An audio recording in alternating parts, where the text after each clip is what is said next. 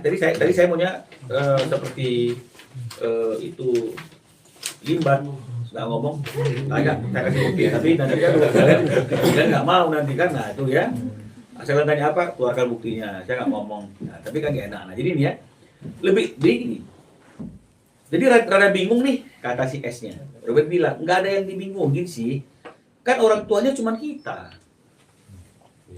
Ya, iya memang nggak ada, iya emang nggak ada, ya gimana katanya.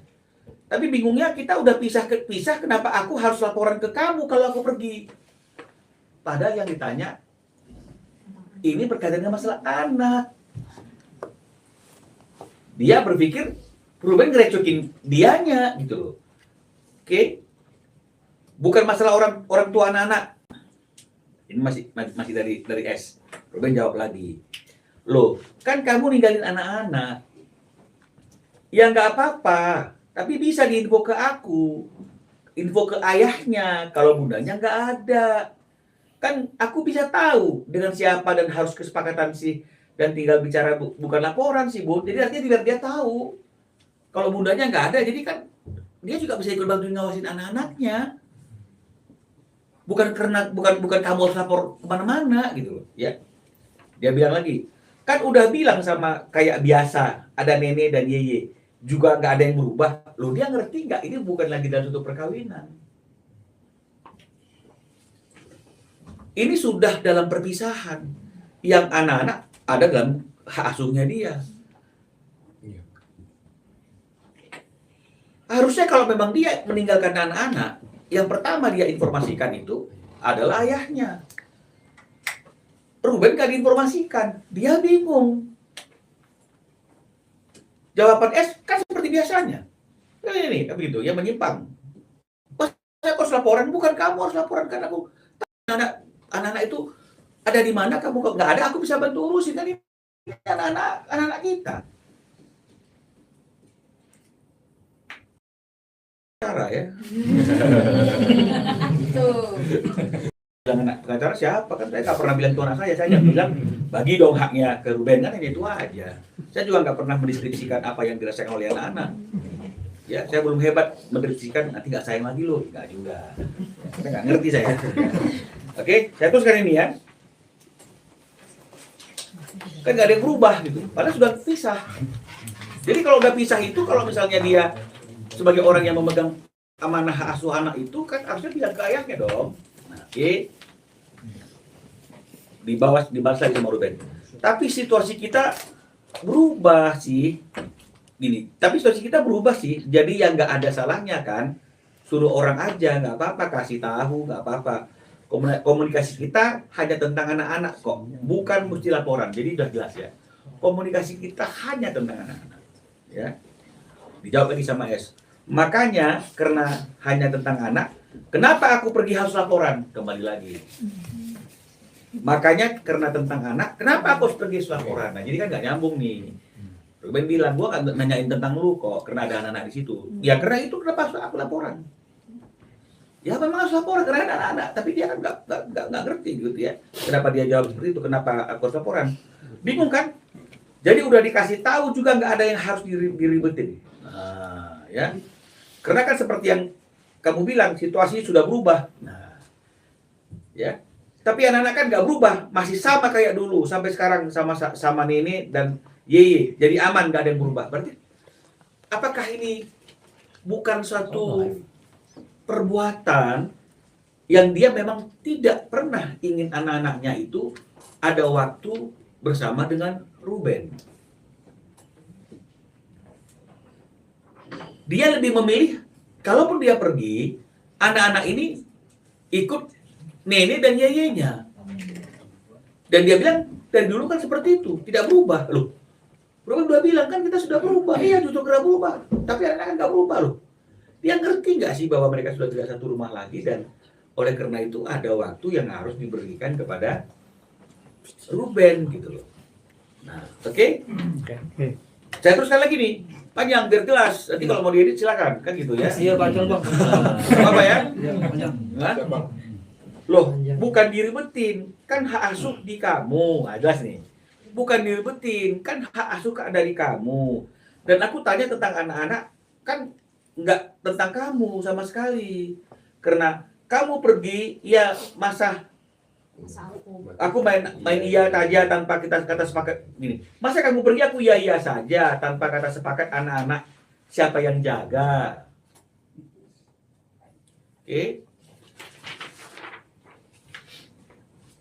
Kan udah dikasih tahu sama nenek dan yeye. Loh, kembali lagi. Dia. Ya. Ruben minta waktu.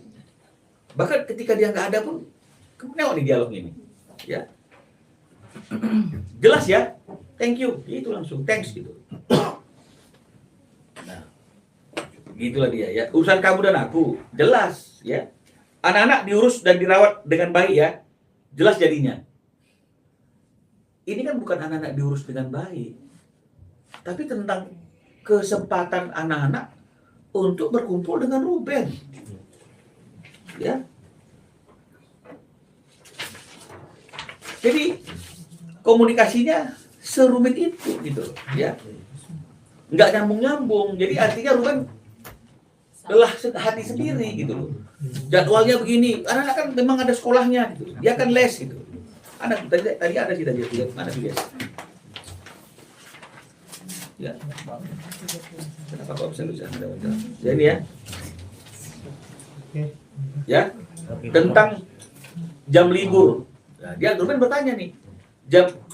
Tanggal libur apa tetap sama? Jadi kapan bisa jalan sama anak-anak? Jadi kalau dia bilang Ruben yang gak ada waktu. Aduh, masya Allah. Ya. Ruben yang gak ada waktu. Sementara Ruben tanya nih, jadi kapan bisa jalan sama anak-anak? Karena Ruben tanya tanggal liburnya. Jawabannya dia, oh karena dari dulu kan kamu juga nggak pernah tanya tanggal anak-anak di sekolah. Karena masih satu rumah. Oke. Les semua masih katanya. Kan karena dulu kan dan sekarang beda. Kan gitulah jawaban Rubennya ya. Nah, besok ambil raport katanya. Kok dadakan? Ini Ruben, kok dadakan? Les masih dan balik juga. Biasa juga selalu aku yang ambil raport. Kamu kan bilang kalau sekolah anak-anak aku yang urus aja. Kamu juga waktu itu disuruh datang acara sekolah kan bilang nggak ngerti. Kan jadi aku aja. Ini kan pada waktu masih sama. Kenapa kok selalu dulu kembali ke flashback ketika masih terikat dalam perkawinan. Sekarang sudah ada perceraian. Sudah ada Akta 39 yang mengatur semua mekanisme hubungan mereka dan juga hubungan mereka dengan anak-anak. Ya. Ruben jawab, masalah bisa atau tidak Bun harus dikasih tahu dan harus tahu. Jadi disitulah kita kompak hanya khusus anak. Ini ada kata-kata. Kita kompak hanya untuk urusan anak-anak. Nanti baru jam. Kita kompak ya untuk urusan anak-anak. Nih, jadi kita kompak hanya untuk urusan anak-anak. Jelas ya? Jadi Ruben bilang kita oke, tapi kan kita harus kompak urusan anak-anak, jangan dadak-dadakan, jangan ini kan begitu. Nah, dijawab lagi. Hah? Ini dari dulu nggak ada di jadwal dan kejadian. Ada mereka libur. Nah, kembali lagi.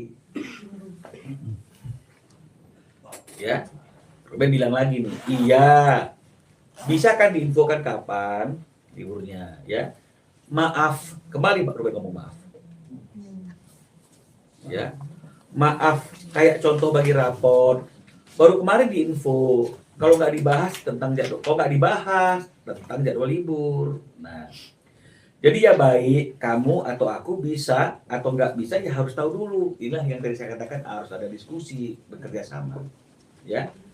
Terus kapan aku dulu lagi. Terus kapan aku jalan-jalan sama anak-anak? Sebelum anak-anak Natal. Nah. Dan bagaimana tanggal 23 Desember ini? Nah, ini kan Juni nih kan udah pisah nih. Jadi udah tanya. Jadi kapan jadwal aku dengan anak-anak? Jawaban dia nih. Kegiatan sekolah dari dulu kamu juga tidak pernah mengurus, kembali lagi. Dan tidak pernah ke sekolah juga. Yang ditanya kapan anak-anak libur, kapan aku bisa ketemu sama anak-anak, kapan aku bisa jalan sama anak-anak. Yang dijawab, dari dulu kan kamu gak pernah mau tahu urusan sekolah. Oke. Ruben bilang, saya juga nggak tertarik urusan pribadi. Di sini bagaimana dilihat jalan sana sini sama orang kecuali ayahnya, kenapa bisa gitu loh. Ya, dia nggak tertarik urusan pribadi, tapi kan kamu bisa ke sana sini, ayahnya ngelihat. Tapi ayahnya kenapa nggak bisa? Kenapa Ruben nggak bisa jalan-jalan sama anaknya gitu loh. Tapi dia lihat anaknya jalan-jalan gitu loh. Ya. Jadi kamu kaitan tentang anak ya aku masih punya hak untuk tahu dan saling bekerja sama. Jelas ya, saling bekerja sama.